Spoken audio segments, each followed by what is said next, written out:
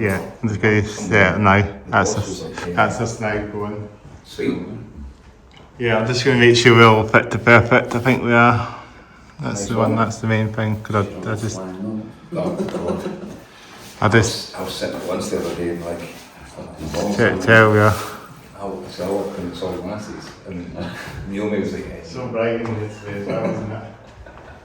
It's nice man. Yeah, it's really nice day. It's a lovely day today as well. Is that the cafe over there? Yeah, just how you go out there and stuff. It's just over there. I'm just making sure I can see each other. I think we're all fit to perfect. Sweet. Just to be sure. Yeah, I think we're all good. Sometimes it takes a minute to set up, but I think we're all set. Sweet.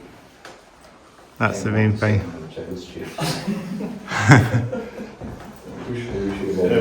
Sitting in the wheelchairs. Good off that, sorry. I think these ones are alright. What's that? These ones are good. No, I think we're good. It's a bit more comfortable, aren't they? It's just more for comedic value, just sitting in a tiny catchy. Oh, we did have to do something. I think they would stuff for Arsenal. See the full size version of them, when we did a tour years ago, I had to sleep in one of them. It was fucking diabolical. On the wee chairs like that. Aye, well, there's bigger ones, and it's nice and bouncy, but see, you can't It's like IKEA ones, isn't it? Yeah. I've got a bigger one of these ones in my room as well. I don't like, apart from each other, then you might have a chance to lie down. Like, no, I couldn't get my feet. Honestly, we slept in some mad places. I've slept next to a bin on a stage. in a bath one time. Well, that's a lot of stories to tell about on this podcast. So good, man. Yeah, that's us ready to go. We'll do our checks, lights are on, cameras are on, hats and be off. The hats off. Oh, Yeah, you keep yours on. What's the nick in my hair? I don't have any. My hair isn't coming down. Well, my hair's down, of course. I used to have long hair. Did you? Aye, like years ago it used to be down to It there. used to be really long. And then, because I had longish hair before I shaved off for starting the band, Yeah, I did have it. Aye. So I just shaved it off, I couldn't be bothered. Now I look like an absolute mental case. It's when you go from like long hair to this, and then you put tons of shampoo in your hand, you're like, I don't need all this. Well, I'm guessing you could grow it again if you wanted to. Aye, I'll do what it's going to do. Yeah. I don't want to say lazy, I just can't be arsed. Like, it's so much easier to shave all your hair off. Because when I had it long, I don't know if it's the same with you, like I just tied it back all the time. Yeah, well, I had it down, I keep it down most of the time really. Yeah, aye. See, it's great when you play drums, you look like rock and roll. Like, Yeah. It's like now I can't even see the frets, I'm like, The hair goes in the front. aye. It's just a Or like you swallow it, or like, have you ever sat there with your spoon in your missus and you just inhale hair? The good old days. Yeah. So yeah, we're welcome the Mighty Dead Dolphins on this podcast. Yeah, cheers for having me. Thanks for coming along, guys. I think this is episode 136, or maybe 135, I don't know. Maybe 136, I think. 136. What number? Right, you need to have a cow's back when it's 666. We'll get to it. I'm looking forward to getting to that episode when we get to that. I know, that'll have to be a special. That'll be a few years off, so. I know, we'll have to have like flames. Yeah, we need to get some Mighty good bands on that episode. Oh yeah, definitely. We'll probably get a big name. I'll have some big names on by then, maybe. Aye, well, maybe AC/DC will still be on the go. Yeah. Alonso will definitely on the road, massive. I know, aye, Keith Richards will be. I know. He'll still There'll be. be all the new band with it. I know. Keith Richards and the Immortal Project. Well, yeah, I mean, these bands are getting old, and half these bands, so. Yeah, Maybe 6 years' time or something when I get to that how old point. is Keith Richards? I think he's like 82 or something. I think, isn't he? I don't count the last album. I think Mick Jagger is even older, I think. And he's Mick Jagger has the. Slightly. Aye, it's like, I've stopped smoking. he's getting younger. I know, and honestly, I think. full circle. I mean, it shouldn't. The World Health Organisation will have a right with this, but See if Keith Richards outlives Mick Jagger. Well, yeah. What's that going to do for like the whole market of folk? Wait a minute, I thought like drinking and smoking fags was bad for you. It's like Keith Richards is still going strong. He aims to live till he's 100 apparently, that's what he said, like on his like 80th birthday or something. I think he will. He celebrated like stopping smoking or something like that. I think that'll be the day he dies.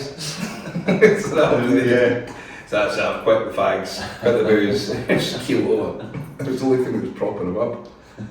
That time we're still at least. Oh God. So how are you guys doing then? Yeah, we're good, man. Not tired. Like we were recording yesterday. At Chime. So the guy Ross Did see that actually on the stories. Yeah, so the guy Ross. I've known him for years. He's like a really good sound engineer. He does sound for lots of bands. God, I think I've known him since my kids were born, and like my oldest is almost 23. But it was nice getting in the studio. He's got some amazing amplifiers and stuff, and from the recordings he'd done before with mates that I know, I just, being a drummer sort of first and foremost, I was just like, the drum sound he gets is incredible, and I just was like, I love that sound. Very, very clean, very well done, but also so raw. And I just, certainly for the stuff we're doing, I didn't want that really clean sound. I wanted it to sound a bit punchy. And he works so fast. You're like, I've been in the studio before with guys and they're doing a great job, but they don't seem to mix as they go. So when you come to do your guitars and you come to do your vocals, it's like, it's sort of half there, and it's sometimes hard to get into the vibe. Whereas when you're working with Ross, it's like, it sounds class. And then when you come to do your guitar, you feel like, yes, this sounds great. So aye, it was brilliant. So we'll be back again, fingers crossed, next month. That, I mean, if we can manage it, we'll try and go in every month, record a couple of songs and have an album by, I don't know, October, something like that. So yeah, looking forward to it. That's really good to get a lot of stuff done and get it all done for the year and stuff. Yeah, well, we went away last year. We went to this wee cottage, and it was again a place that I'd spied years ago. And this guy has a cottage just on the banks of Loch Fyne on the west coast of Scotland. And it was just, I love this sort of romantic idea of going away, because you stay there at the same time, so you don't drive there, come back, drive there, come back. And I'd been constantly checking it, and it came up on the website that it was closed due to unforeseen circumstances. I was like, oh man, I was gutted. And it came up again, was it December or late November? And I just decided to email him, and I was like, look, the website says it's closed, but you do have availability on the thing. I'm just checking the script. So the guy got back to me literally within 5 minutes with a video, and he just explained what was happening. Says, well, we didn't have this anymore, but we're down here now. So we booked in. So they moved out or something? Well, he had a separate studio, but then he had the sort of cottage where you stayed, which was great, but actually the way it's worked out now, I like the idea of it, because where you stayed and where you recorded was the one place. So there was less of a detachment between you and the instruments. Whereas I think if you're in the studio, then you came down and you were eating and maybe having a drink.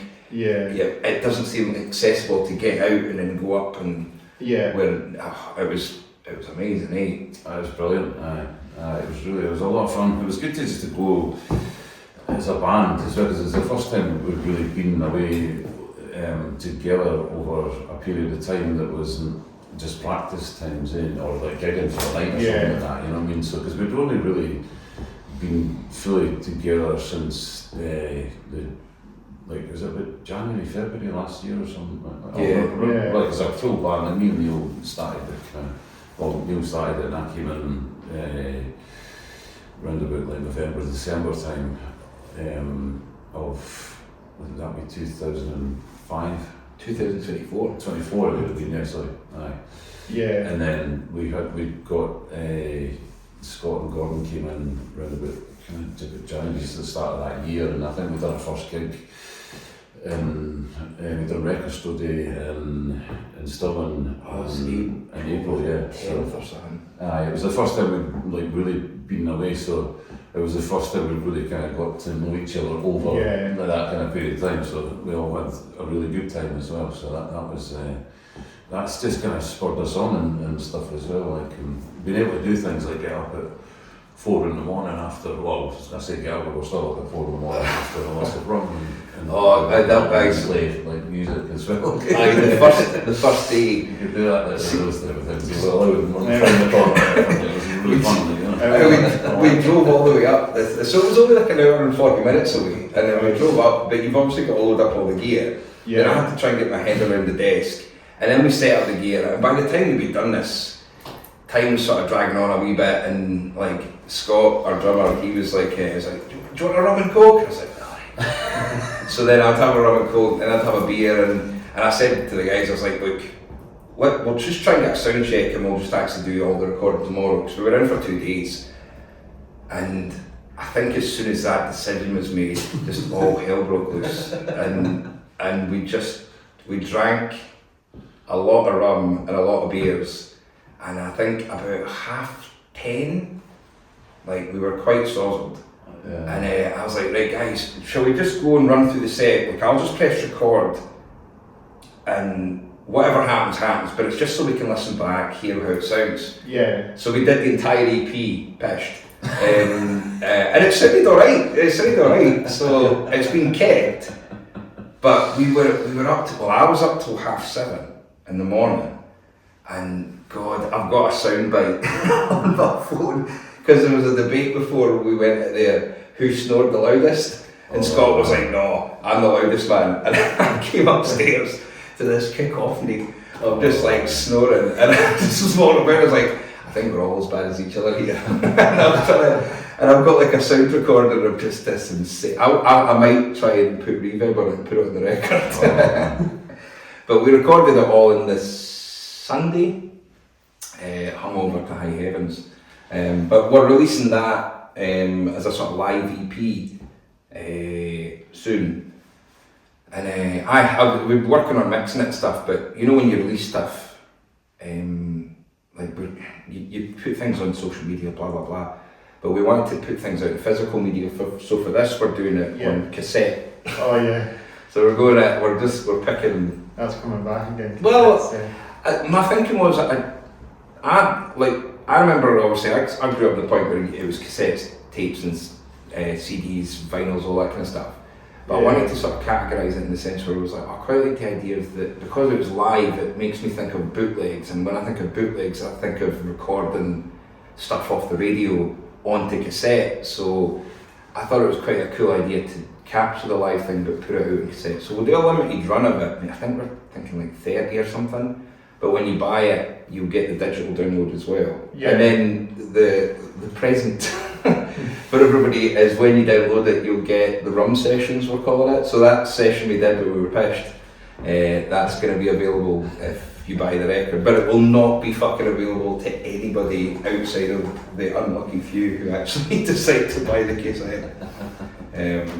But it was a great experience, and I think it's like going into the studio yesterday, we benefited a lot from that experience.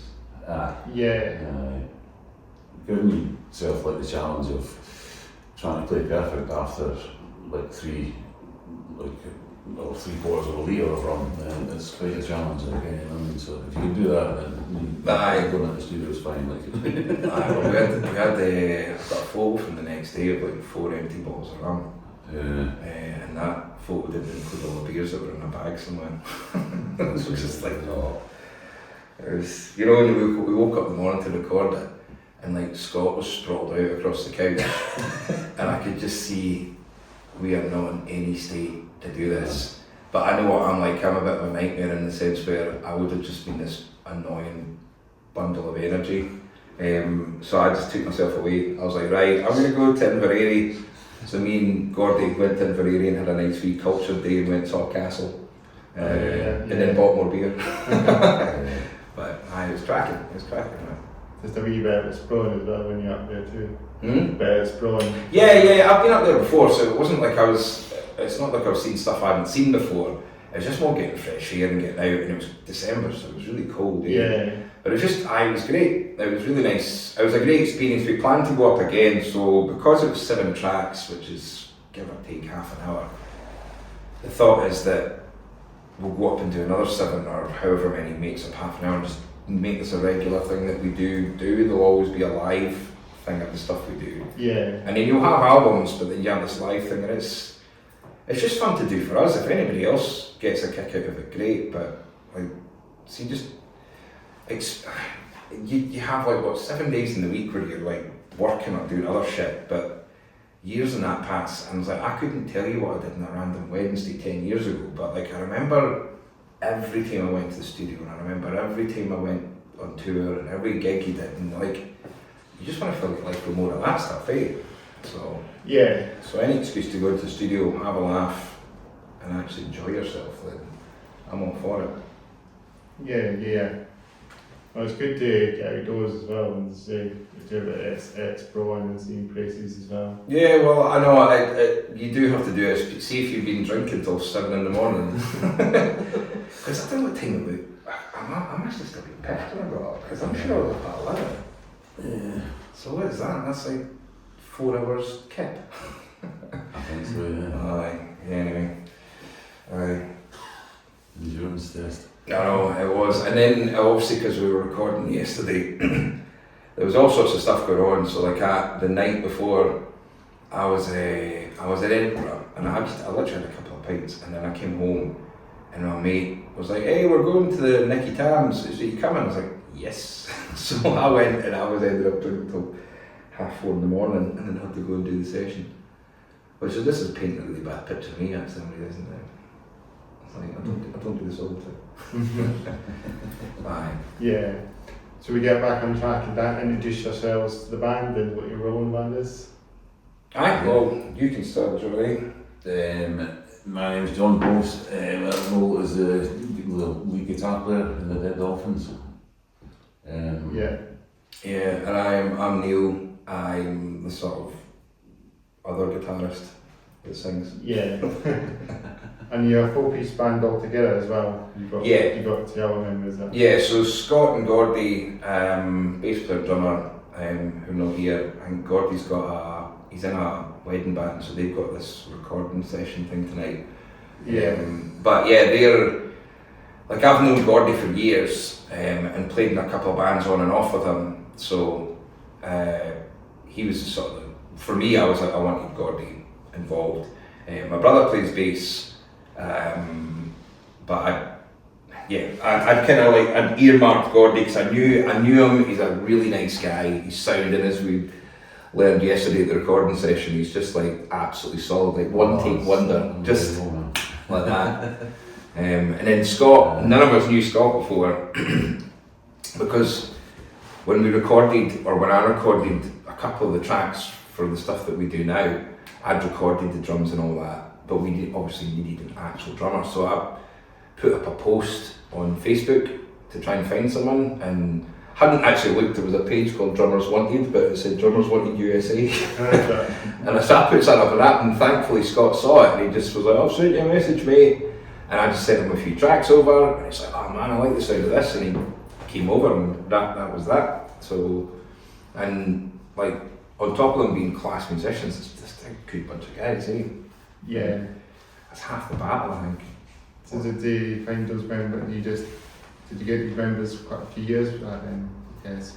No, well, like I say, Gordy had known for a bit, and I asked, I think I maybe first approached Gordy in December-ish, 2024, but Gordy had about 1 million bands on the go, because he's like a very professional and class musician, and at the time Mike was like, I don't know, I'll be able to commit to it.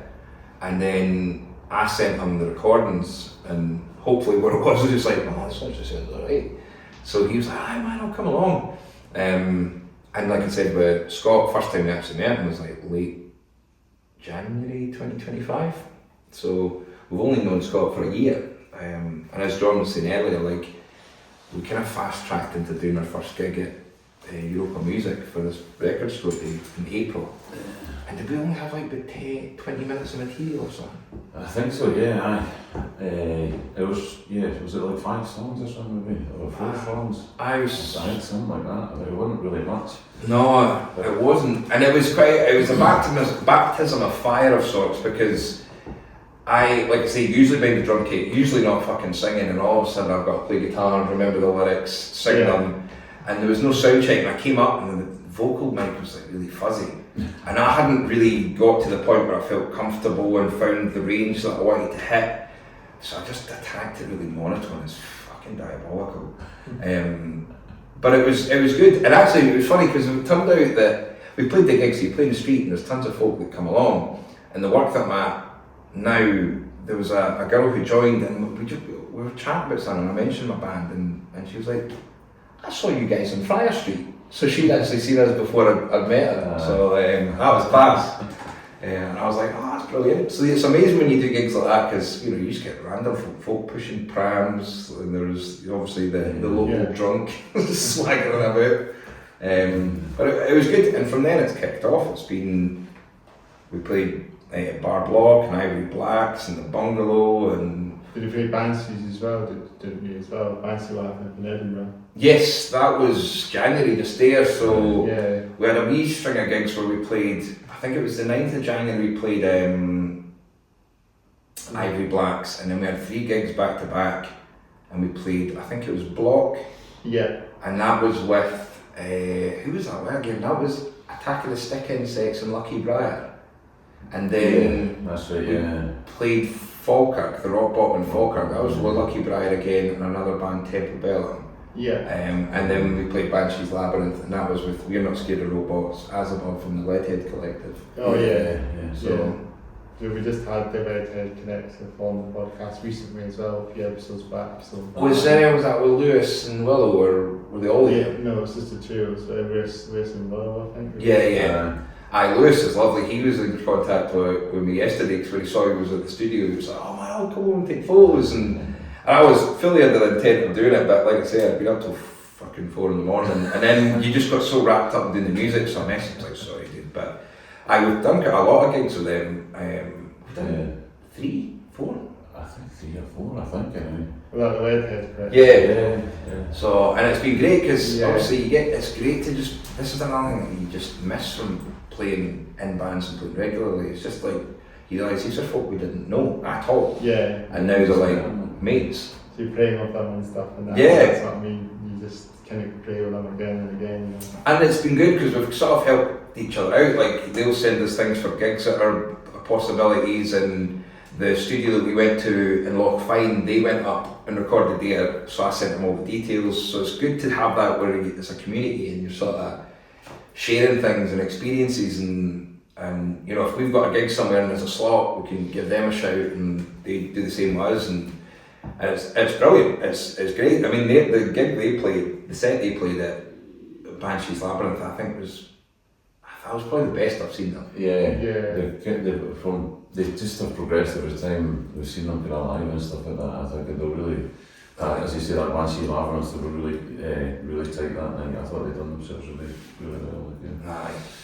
And it's the same with the We're Not Scared of Robots crew. Like it was them that we played with Ivory Blacks, and then from that it was them that asked us to play Banshees Labyrinth. I think we've done the Bungalow as well.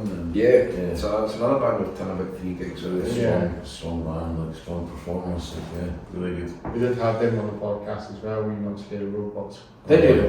Way back. They've got some really good songs.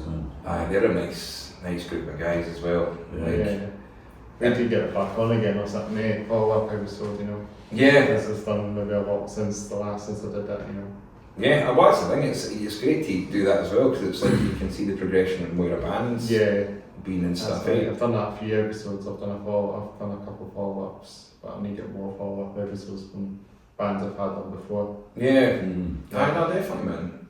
We just had that band called VIA, 3 episodes. We just done the 3rd episode of them a couple of episodes back. We did Acoustic Session.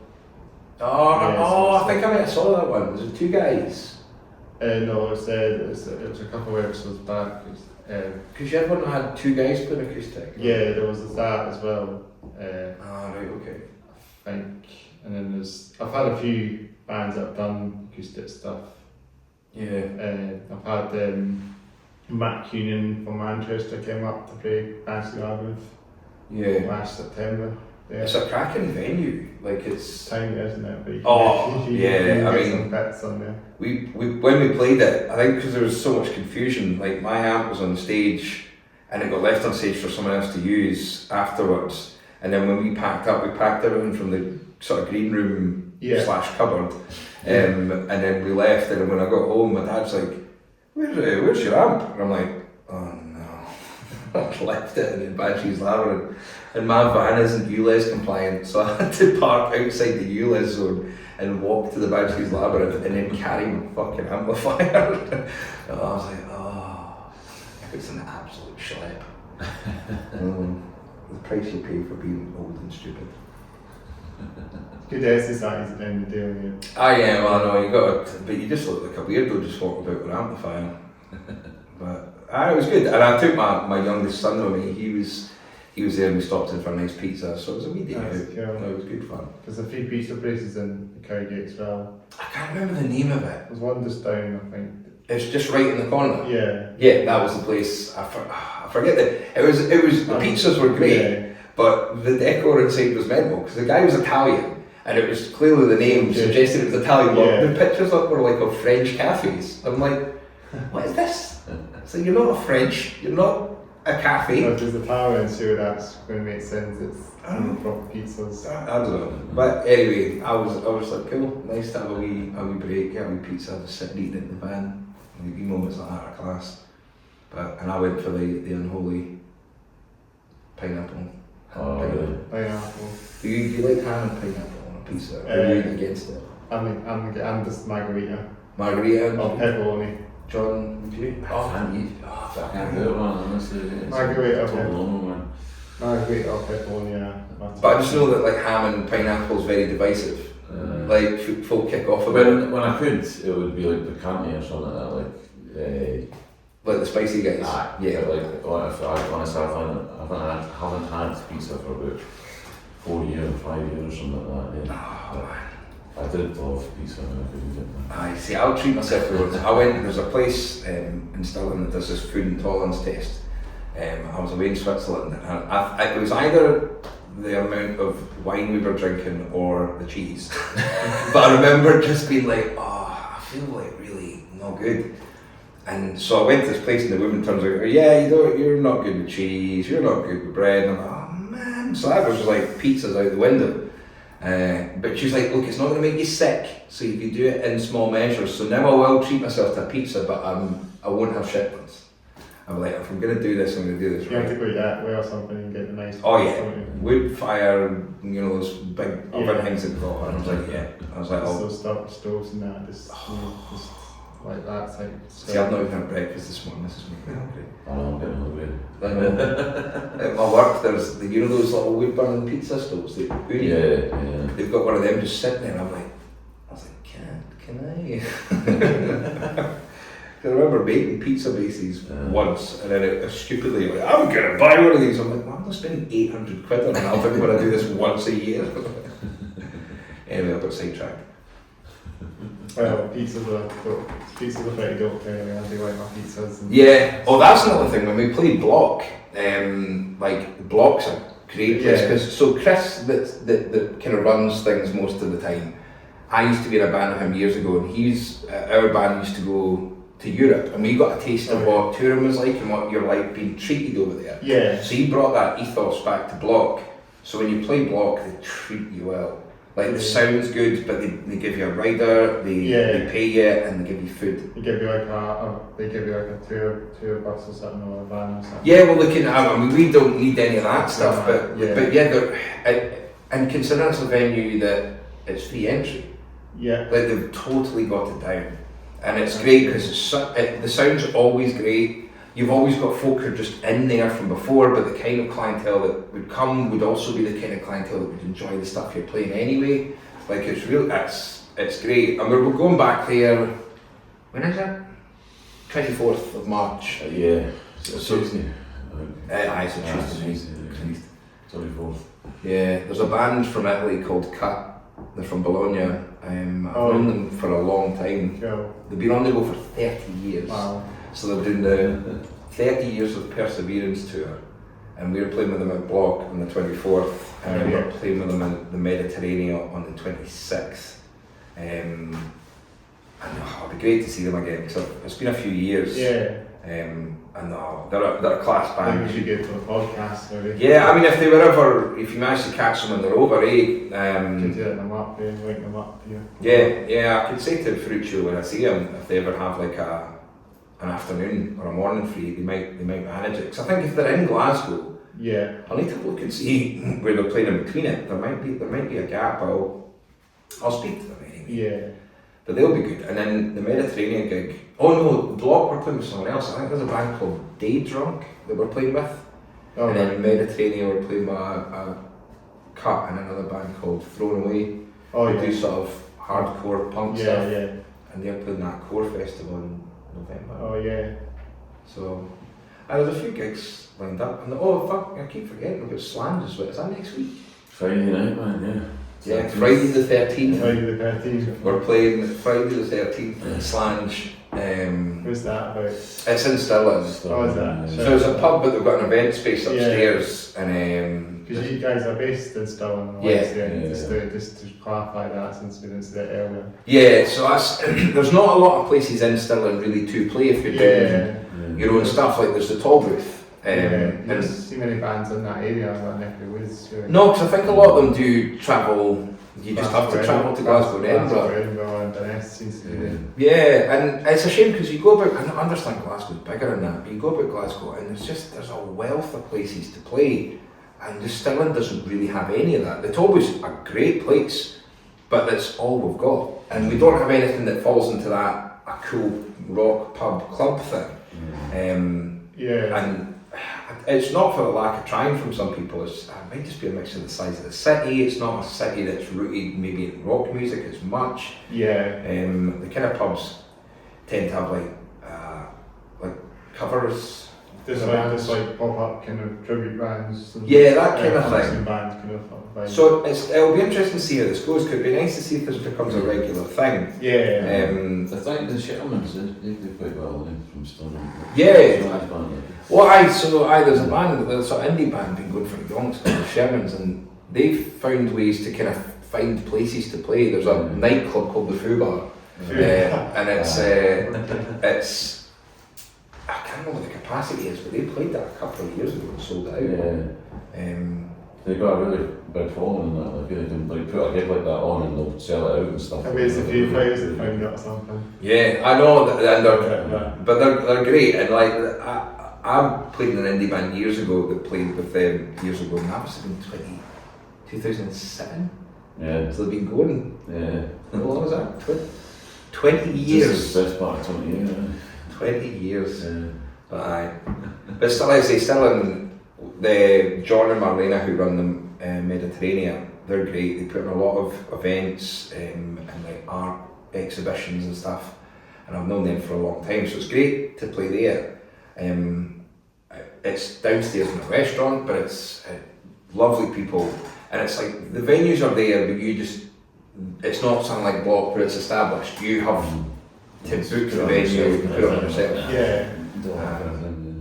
So, but it's like I say, we've got a few shows in Stirling, despite the fact we've said there's nowhere you can play in Stirling. We're playing Slange, Mediterranean, Toll Booth. We haven't played in Stirling for a while, so like since we've done all the kind of social media work and done all the recording between the studio and the Valenzuela West session. So it'll be interesting to see what happens. That'll be good if venues like that can get more following. The Falkirk you were saying there, the bottom, maybe that will get a bit of a following as well. Like that sort of like setting well. Well, it was the guy that ran it was a fucking lunatic, like in the best way possible. He was just like, he's so passionate about the bar and the music, and the bar was great. It was really cool. Like I remember just coming in going, what is this? Like pool table and just like the beers on tap, and it was a really smart venue. And it ended up being really busy. Like, because sometimes you go to a venue and it was quite large, and I was kind of thinking, was it a Thursday night or no? Was it Friday? It was a Friday night, I think. Yeah. Aye, and I remember thinking, I don't know how busy this is going to be. It's busy, that it was really cool. Like, And it would be nice to see, because I think a lot of local and independent run venues and bars really struggle because they're not subsidised by anything other than people coming in and buying beer or gig tickets. So it'd be a shame to see that not keep going, but I was in touch with a guy recently just asking him how he was getting on, because I saw that he put on a night and it looked like it was class. So we might even try and venture back in there again, you know, just try and like keep in touch with nice folk, and I just revisit certain places, maybe try and do a Saturday thing. Yeah, I mean, it'll be cool. I mean, Dreadnought as well and all that. Just venues in that area just need a bit more bands, because I know it's Edinburgh and Glasgow are generally favoured for a lot of bands to play. Yeah. Well, it's an interesting one, because some of the bigger venues in Glasgow, you can still play Glasgow and Edinburgh and it be empty, because there can be that thing of there's a sense of oversaturation at times because there's so much to choose. Yeah. But just the time of the day or something. It depends on what day of the week you're on. Depending on the month, it's always really tricky playing in December, January, February, because it's winter, it's been Christmas time, people are like skint and they don't want to head out. Yeah. But you obviously, I was really chuffed with the gigs we played in January and the turnout that came. Because it is, I mean, if you were asked like what would be the most unfavourable conditions to put a gig on, you like maybe the first week back at work in January on a Friday when it's like a weather warning and there's a storm on and skin, like, you know what I mean? You're not really creating the best conditions for this, like, but still it was decent in a way, so it was really cool to do that, because we had a couple right away in that first week, I think, and then we done the 3 on the run towards the end of the because it was like Ivory Blacks was within the first week of everybody going back to work. You know? Yeah, that's right, the promoter was a wee bit edgy as well, I think, that night. He was, I think he was obviously a wee bit disgruntled by the fact that it was as quiet as it was, and we just said to him, look dude, it's the 9th of January. But they're busied up a bit in the end, but you know. But it's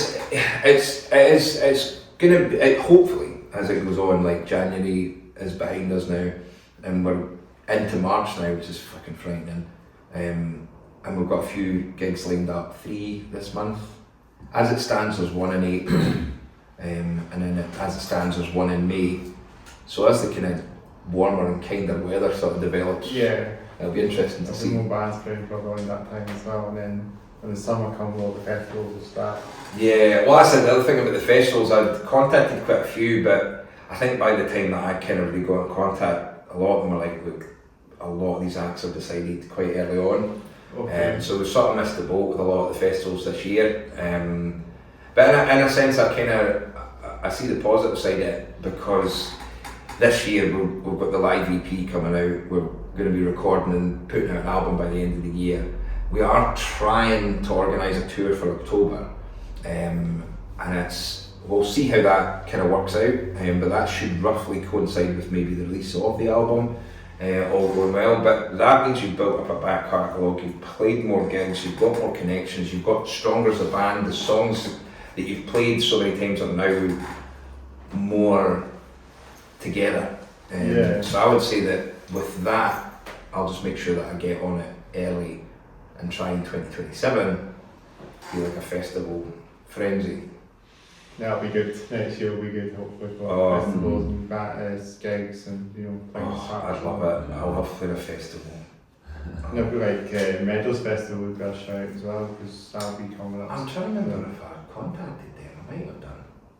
I've lost track. That's another thing as well. It's quite bad. Like I've emailed so many folk about festivals and forgot which ones I'm contacted. And sometimes you start like really like, hi, I'm trying to get into these ones, and they're like, no. But the amount of festivals that from looking at festivals, like I was quite surprised by 1, how many there were, and 2, how incredible the festivals were. There's like a totally different community. There's one called Knock and Gorick, which is quite wild and hippie-ish, but like really cool. I'd not heard of it a couple of years ago, and was I like, think I've been at that once, like back in the day. Is it near Solway First or something? I think it is. Because I mean, got the Worker Man Festival. Yeah, That was really cool. that was good. We played it years ago. I want to say it was maybe 2012. So my old band played it, and it was. I've still got the wee wristbands from it. It was 2012 because I remember the wristband. And the headline on that was Texas, right? Go to Texas. So when you got yeah, well, when you got the wristband, it gave you VIP access to the backstage bit. So we played it like 12 in the afternoon, and then me and my brother and my mates and that, we went to the VIP tent, and we were like obviously drinking, and then there was this woman, and she worked for the Scotsman, and she was doing the review of the entire day. Yeah. And I was joking, I was like, oh, I should tell her you went to see this band at 12, and he says the drummer was amazing, and blah blah blah. And then she was like, oh no, I've got to submit the piece now, and I'm like, what do you mean you got to submit it now? Texas haven't even played. And she's like, oh yeah, but I've still got. It's like, but what are you gonna write about Texas? Yeah. And then she sort of hummed and hawed, and I was like, are you just gonna make up stuff? You're just gonna like, Texas were great. But don't get me wrong, I like Texas. I love Texas. But it was where this woman, I was just like, you can't do that. You can't pretend you saw them and they were awesome. Yeah, getting ahead of ourselves. And I was like, if anyone needs the promotion, it's us. It was like, Texas are doing quite well for themselves. Well, she's getting ahead of ourselves doing that, eh? I don't know. It's just a bit of a weird one. Yeah. I was just like, it's just how the industry works. Get out there for views and it's quick. But it was a long time ago. And also I was pissed. And we were winding people up. Like because I had a trucker cap and a massive beard, and there was a woman came over. I think she thought I was somebody that I wasn't, right. And I was saying I wasn't. And then my brother, unbeknownst to me, was going around telling people, by the way. So I was just not knowing what was going on. Anyway. I do like the cat hats we're just talking about that. Eh? Well, this one, in fact, talking of Texas, it was the drummer that plays with Texas gave me this hat. It was her hat. She got it in. Oh, really? She got it in America somewhere, and I've ruined It's it. very psychedelic. Even when I saw it. Yeah, it's cool. I mean, I popped cat. I'm sorry, I've ruined your hat. Like the fronts and tatters, but I wear it all the time, eh? She's a class drummer. Like she used to play with a band called Honeyblood, and then from that she got the shout to play with Mogwai, and then now plays with Texas. She's like a machine. So like, I think by wearing this hat, I'm trying to like channel the machine. Well, it's kind of like a psychedelic doom metal kind of band. Yeah, I like it. I mean, I'm like the back is falling apart. I'm literally one of those wee things is holding on. I've tried to glue it. Yeah, we've had that for a minute, wasn't it? And I don't know what to do. I'm trying to sellotape it together. I'm trying to keep it as long as you can. I know. Well, I put it through the washing machine because it does get a bit. You know, when you're playing that bit there, just all sweat that comes off your head, and it's like, oh no. But yeah. But I suppose on the topic of festivals, we've not got any this year. Fingers crossed. Yeah. Fingers crossed for 2027. We'll see. Good stuff. Hopefully you get something sorted out next year anyway. Yeah, well, we'd like to think so, because we've been working hard and it's really fun. And I think the one thing you always do is make sure that whatever you're doing, you do enjoy it. Because I think in the world of social media and stuff like that, it's very difficult. It's very different from when we used to do this before. Yeah. And I've found even myself at times making up posters, trying to make up promo stuff. Yeah. And it feels like relentless at times because it's like a necessary evil. But there are times where I just go, why are you doing this? Like, I just want to write and play, but if you write and play, you're just sitting like a phantom in the background and no one knows what you're doing, and you kind of need people to know what you're doing, and if it wasn't for putting out posts and doing that, we wouldn't have got half the gigs we're getting. So it's one of those things you have to find enjoyment in it. And one of the enjoyment is, I had no idea how to do any like graphic designy shit. Yeah. And like I've been sort of learning myself just from trial and error, just swearing a lot at the computer. Yeah. What the fuck is this? But it's been fun. It's been fun. Right? Yeah. I'm enjoying it. Good. Sort of talking about music, because I know you got a couple of songs out there, haven't you, at the moment? Yeah, well, yes and no. We will have stuff out. There is a couple of things on Spotify, but like they're just there because if you put things out on, for instance, I use DistroKid and that puts it on Apple Music, blah blah blah. But I kind of did it so when we put out a promo, you can put up the song attached to your post. Yeah. But they're not faithfully representative of the band because they're ones that I recorded myself. Yeah, so so you can hear the band sort of, or you can hear the tunes, but not the band, so to speak. So it's just instrumental, isn't it? Yeah, so but they'll be coming down soon, and replaced with. They're not actually. Yeah. They're actually playing songs then. Yeah, so they'll be getting the full band up. Yeah. The YouTube one's the only full one we've got up right now. That's true. That's true. So because we went up and did that cottage thing, we also filmed it, and that's up on YouTube at the moment. Yeah. End of July. Yeah. It's called. Aye, that was something. I think that's the only full kind of version of anything we've kind of got out just now, I think. Yeah. That's on YouTube, isn't it? It was just released on yesterday, in fact. I think. Aye, that's another thing I've been finding great is like, I don't know if you do this, but on social media you can do a thing where instead of actually having to write something and post it there and then, you can schedule it. Okay, yeah, I know you can do that. That is a game changer. How's that? It's brilliant because for that end of July, which came out 9 o'clock on the button on Saturday morning, that would not have happened if I had to remember to do that. So you can schedule it. It's Maybe that's just getting my podcasts coming out every week then. Yeah, honestly, it's a great thing. Like I just stumbled upon it, I was like, genius. Yeah. That way you can sit down and work on a bunch of stuff and then you schedule it for release to go off and do its thing. I'm guessing you upload the video and then set a schedule and it should come out on the day. I think it's an option when you're in that. But I, like John says, that's the only one. So if you wanted to see us or hear us, what we're like as a unit, that's the place to go at the moment. Like, you just find, if you just type in our name and end of July, you should find it. Yeah. And all the other ones, we've done 7 tracks, they'll all be going up in the same sort of capacity over the next couple of weeks, I think. I'm going to try and edit them so they appear potentially every Saturday up until... until release. Yeah. Okay, that's sick. That's really good. We've had Lewis from the Leadhead Collective, because I've not told anyone what the release date is yet, and he's been trying to work it out, and he's like, dude, I'm going to work this out, and I'm like, right, and I've left blatant hints, and he's close, but he's not got it yet. Okay. And I was like, I'm being very cryptic, and at times I don't think I am, but clearly it's working. Well, give a shout to the Leadhead Collective for the listening now, because they know that I mentioned it on the podcast about you guys coming on. So I appreciate it. Even the band themselves, shout to the Leadhead Collective. Yeah, definitely. Because they went and did the same thing as us, so you should keep your eyes peeled for when they release it. They're going to be doing the same sort of thing, I think, like a live recording up at the cottage. So it'll be interesting to hear that, because again, we've just heard them live, and there's a different thing of going to see a band live and hearing the recordings. Because, like again, see the recording yesterday, it sounded so good. Like, again, I know I already said it about Ross, but just see when you hear it all come together, and you're just saying, like, Johnny was playing freaking ridiculous. Like, there was a point I was going into the vocal booth, and there was just this tapping bit, and I was just like trying to keep my shit together. It was like, I was like, Jesus. But they'll probably come out soonish. I think Ross was saying he'll get the mixes over to us in a couple of days. So you never know, one of them might even be released before the EP if the right things are going. But I know that they'll be coming out so soon. Hell yeah. Yeah.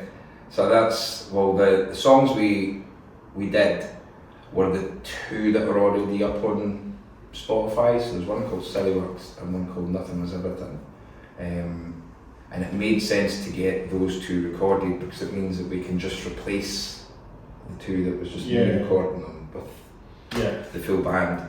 And it's great. I was saying to John on the way through, we were trying to work out how to release the stuff, because I'd kind of sort of worked out that the songs there's almost just 2 themes that exist. There's a bunch of songs that seem to fall under this umbrella of monsters, myths and legends. And it's not strictly about monsters, myths or legends, but There's like, for instance, there's a track called Uncle Sweet One, and it's not about one thing and it's not about the other, but it's kind of about vampires. Yeah. But it's also kind of about an absolute creep, because see if you were to, out of context, explain a vampire's behaviour. Yeah. It sounds fucking creepy. Yeah. It's like, right, so there's this guy, and he sort of lurks about at night time, and like, more often than not, he's like a creepy old white man, and then like he preys on young women. If you ever like the movies, that's usually what happens, and it's all very seductive and fucking biting to the neck, but it's romanticised. You're like, oh, vampires. You're like, it just screams of something that is just like horrendously creepy. Not in the kind of scary way, just like, no, dude, that's creepy. Like, it's like, stop sneaking into folks' bedrooms. And it was just so, it was that idea. I was fucking about with this idea of, it's not a dichotomy. I don't know what the word for it is, but something where it's kind of the same but different. So having that way where you sing about a vampire or a creep, but that depending on how you listen to it, it could be about either. So there was a bunch of songs that kind of have that theme, and there's another one, Frankenstein Jones, which is a similar idea, and it's about this sort of idea of, you know, when people have been in relationships and they go well, they go bad, blah blah blah, and then I had a conversation with a mate, and we were having this chat of all the good bits and bad bits of past relationships, and we were like, oh, wouldn't it be great if just all the good bits were there? And then that sort of spiraled into this idea of a Frankenstein's type guy who basically builds you the perfect partner, and you kind of go down that road, brilliant, of course, what could possibly go wrong? And obviously in Frankenstein it does go wrong, so it's obviously someone just chasing this thing blindly thinking it's going to be fucking awesome, and then all shit kicks off. So the idea is you build your perfect partner, and then at the end you go, oh no wait. And it's also a sort of subtle, like, commentation on like how people just want things to be perfect. You're not willing to put in the effort. Like, you want it like this, you try and manufacture it like this. I says, but just allow things to be shit sometimes. Like, you can't just have all the good bits. Yeah. So that's what I meant about this idea of like the songs aren't strictly about this and that. But I felt they were in themes, so we were toying with the idea of doing kind of 2 EPs, one that was this and one that was other stuff. So a bit of a mix of theme, a bit of mix of like Frankenstein, maybe a bit of like vampires and all that mixing. Yeah, well, I feel that like monsters, vampires, Frankenstein. Dolphins as well. Yeah, but it is in a lot of metal music. And it's like metal. Yeah, and so it like you even Goblin Smoker, for example, was a band, you know. Yeah, and like Led Zeppelin, even like there was that whole point where they just kept singing about Lord of the Rings. Yeah. I think Dio was the man for that. Yeah. For you, this stuff he's right in there. But I like that. I mean, so many bands done these. Oh yeah, well, because was it another? Who was it that did Freed My Frankenstein? Was that Alice Cooper? Yeah. These another, well, he wasn't so much goblins, but he was very active. And it's quite cool. So there is that. I suppose sometimes you think of rock music, metal music as being very dark. Yeah. And then obviously vampires, horror, all that stuff is very dark. So they always kind of go hand in hand. Yeah. But we've also got other stuff which we don't stay strictly dark all the time. Like End of July, the one that's up on YouTube. Like the whole start of it's like really quite mellow and trippy. It's just like really gentle, and then it just builds and builds. So we're not like out and out just rocking and riffing all the time. It's not like the song wasn't like too heavy. It had a nice sort of relaxing feel to it as well. No, that's appreciated, man. Because we do have other ones that we've been working on, which are just like in your face, kind of heavy. Yeah. And it's kind of like, I don't know how you would describe it, because there's so many, you know, when you write stuff and you think, oh, it sounds like this, but then someone else listens to it and go, oh, I think it sounds like this. Like my brother's stepping in to play bass on the 26th because Gordon can't make it. So he's been learning the songs, and then when he describes bits of songs to me, his description was, oh, the bit that sounds like Weezer. And I'm like, what? You know the riff in Silly Works, like the chorus? like that bit. And he was like, he calls that the Weezer bit. I was like, I didn't think of that as being Weezer at all. And then there's a bit in Frankenstein Jones, I forget the riff, but it's the bit where the melody is sang at the same time. And he was like, oh, have you ever heard of a band called King Gizzard and the Lizard Wizards? And he's like, that's very much that. So it's interesting, people hear different stuff, so I'm always like, when folk are like, hey, what do you use your band sound like? I'm like, just listen to it, decide yourself. Well, it's all wizards as well, it's all like that as well, not goblins, lizards, just anything like medieval, I guess. I know. Those bands do all that, you know. Well, I mean, you know those are like Iron Maiden, and like I always felt there was a galloping nature. There's so many patterns and stuff like that, and I'm guessing that's the whole point of like that song, using a horse or something. But totally, and it comes across like, because I think you can't hear that without sort of wanting to gallop along to it. Back in the Saddle as well by Aerosmith as well. Well, that's the thing, is because I think sometimes the music can lead you to where it needs to go. So when we're writing stuff, I'll be working on some wee piece, and sometimes the lyrics aren't there for it yet, and whatever it is, the music has some sort of feel to it. It does. And it tells you where it needs to go. Something like a steam train would fit quite well with this sort of sound as well, you know. It's just got that kind of very chuggy thing, and it get faster as the train accelerates. It's kind of that kind of another thing as well. There's trains as well as a good sort of reference to metal. Well, there's a band that they've changed their name now, from Stirling. They don't really gig very often, but God, they were so class. They were originally called Kalamazoo, and then they changed their name to The Zoo. And then there's something else now. But they used to do a cover of one of my dad's songs called Crazy Tree. But it wasn't the Ozzy Osbourne song. It was like my dad had this song, and I remember playing it as a kid with my dad, and it was great, but the way they do it is so good, because they're a bit rocky, they're a bit sort of Queens of the Stone Age at times. I remember seeing them a few times, and really impressed with it. So good. And I was speaking to Callum, the bass player, a wee while ago, and we were talking, hopefully we'll get a gig with him at some point. But there was one point I was working on one of my dad's songs, and I was going to bring it to the band, and I never ended up doing it. But it was just that way of like fucking about with like different ideas, and we've never done a cover, but we've had one or two sort of hover about, and I'm not averse to the idea of doing a cover, but I think it'd have to be something that maybe sort of resonated. I still would like us to do a version of Holy by Frightened Rabbit. Because that would be class. I think we'd have a good time doing that. Yeah. And that, I'm trying to take one of my dad's songs and making it Dead Dolphins-y. I think, but how did the name actually come? Something about the band name?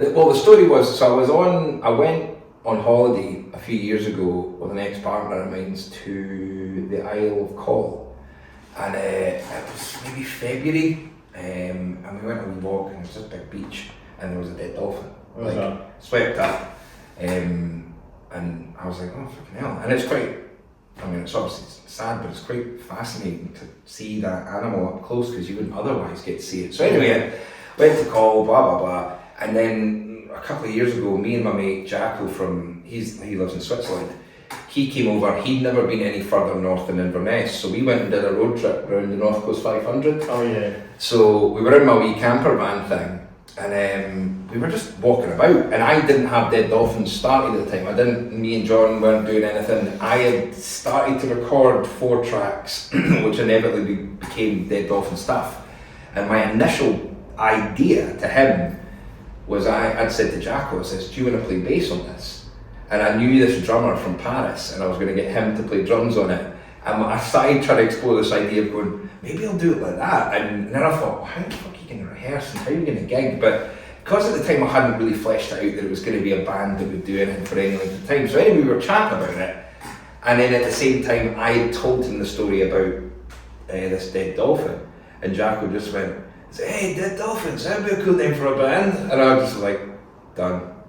That's the name. And that was it. It came about from a mixture of seeing the Dead Dolphin and going away on a wee journey with my mate. And because picking a band name can be a nightmare, and I think if you sit on it for too long, it's hellish. Because there's a lot of names that are kind of similar to other names, you know, like yeah. And I mean, there's actually quite a lot of bands out there that I've now seen that have the word Dead in the title. There's a band doing bloody amazing. They're kind of new metal grunge called Dead Pony. They're from Glasgow. They ring a bell. Oh, go check them out. They're absolutely class. Get them on the podcast. They're huge. And there's another band. They're playing tonight. Actually, a band called Dead Mama. They're playing at the 1990 in Glasgow. Oh yeah. And then there's another band called the Cosmic Dead. And the Cosmic Dead have been on the go for years.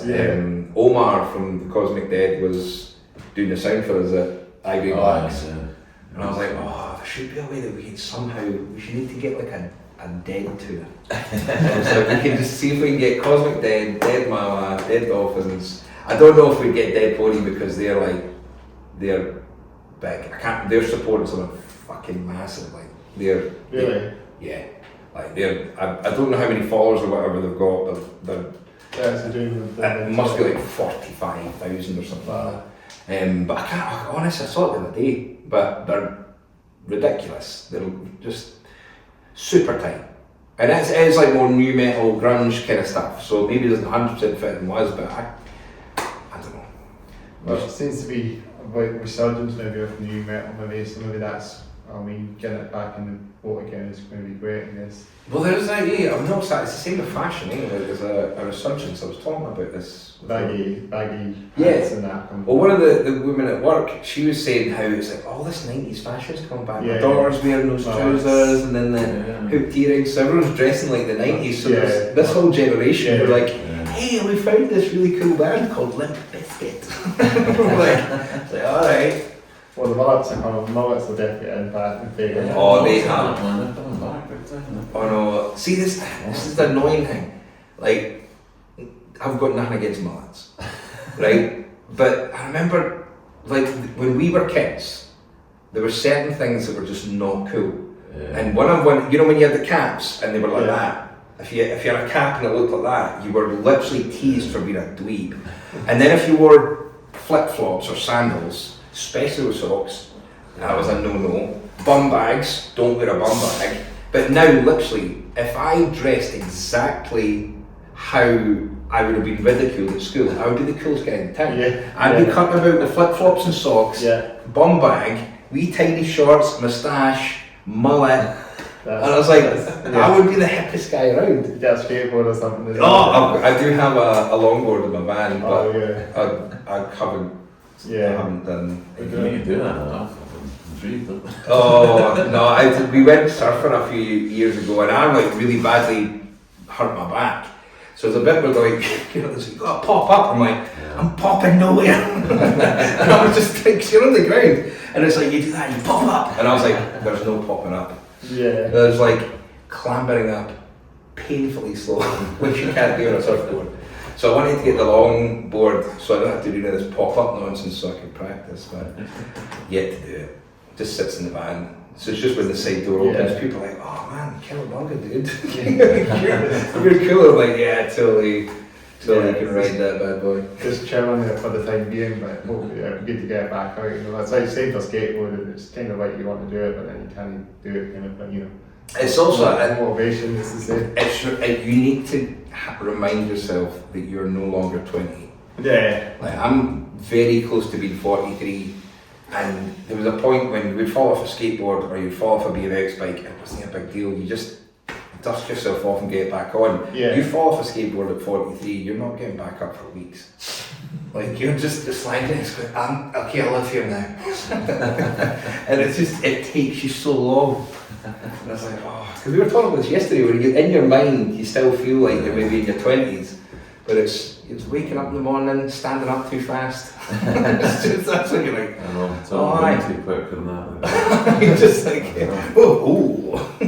what a bus. You see all those memes of like a guy who's on the steps and he's got 3 steps and he jumps down and it cuts to like an ambulance. That's the ages that we have. We can bring this decrepit band on tour and see how we survive. And stuff. Oh. Well, let's say last time I went on tours I was maybe 20s, so I think if we go on tour again, I don't know if I'll survive. Like air mattresses perhaps. Just something a bit comfortable, as to say.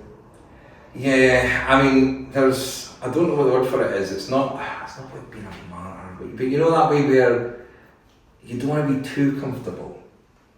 Because one of the last tours we went on, we got this little gîte that we stayed in, and we had like a shower and a kitchen and beds and all that. And I got too comfortable, so when it came time to play the gigs, I was just like, I felt tired.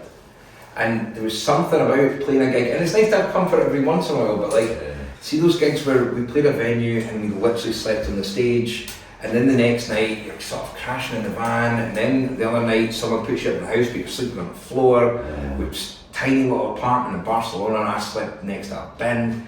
There was like, I slept on a tiny sofa that was too small, and the guy put a mattress on it, it was shaped like a banana, and I was just like, you just eventually get so tired that you will fall asleep. And part of me is like, okay, I want a wee bit of comfort sometimes, but if I get too comfy, I don't know, it takes the edge away. I don't want to be like not able to walk. Like, which is, you know, it's a dangerous possibility for me to be.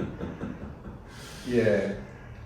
Well, I think we have got a podcast up soon, guys, but no problem. A couple of things you want to kind of chat about, so really check your music, social medias, all that, merchandise, anything. So if anybody is interested, they can find us. We've got a website, deaddolphins.com, and via that there's links to all the social medias. Yeah. We're on Instagram, so you can find us on that. I think it's just Dead Dolphins Band, I think. We're on Facebook. I got reluctantly dragged into being on TikTok. We're on YouTube and SoundCloud, I think Bandcamp. Twitter's the only one I'm not on because I'm not a fan of Elon Musk. But yeah, so if you want to find us, if you're on Facebook, come say hello.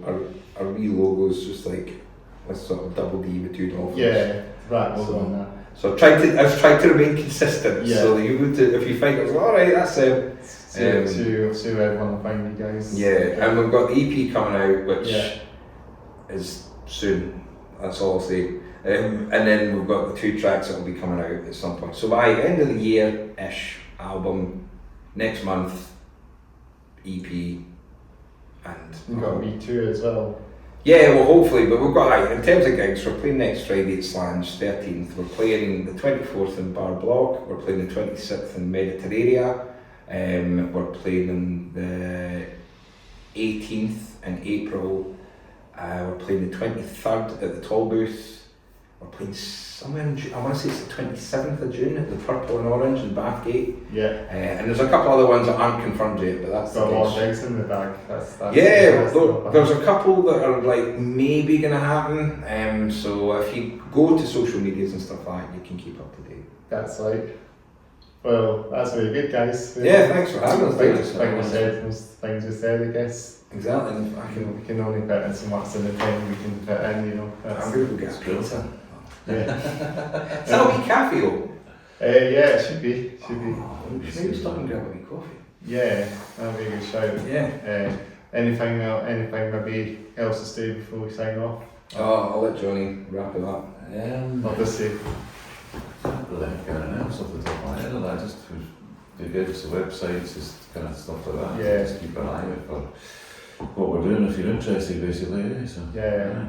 Aye. Well, it's been all good.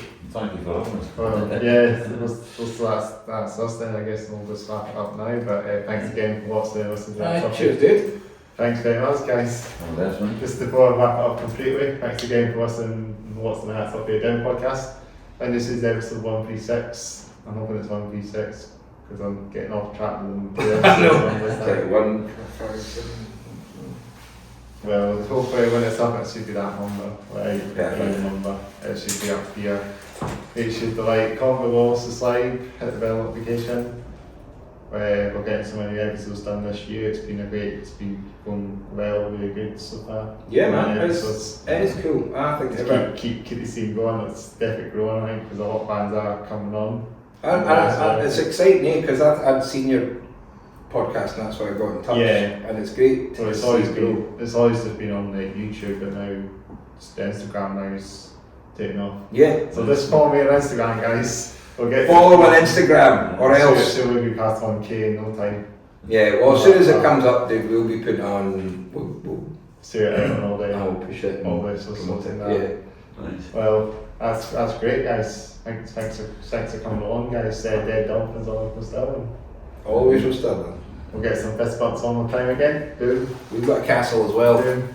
Yeah, there's a castle not far from here as well. I saw that, doesn't it? On the roof. We should go to that some time. I'm just going to walk off the camera. I'm always hoping that I'm not lost the recording when I always walk off and it's not recorded. I know, oh god, I've been there before. Yeah. That was the take, guys. Yeah. Signing off now.